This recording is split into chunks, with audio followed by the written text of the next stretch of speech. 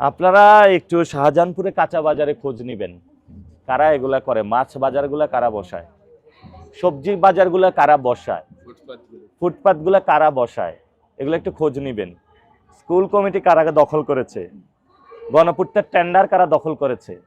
তো উনি যদি দূর করতে চায়, ওনার প্রথমে ঘর থেকে এটা শুরু করতে হবে। ইনশাল্লাহ আমরা চাঁদাবাজ, দুর্নীতি এবং সন্ত্রাসের বিরুদ্ধে আমরা একটা এখানে ঝাড়ু মিছিল করব। এই ঝাড়ু মিছিলে আমরা দুর্নীতি, চাঁদাবাজ, যারা সন্ত্রাসী রয়েছে ওদেরকে ধিক্কার জানাবো। কয়েকদিন পরে আমরা ঝাড়ু মিছিলটা করব।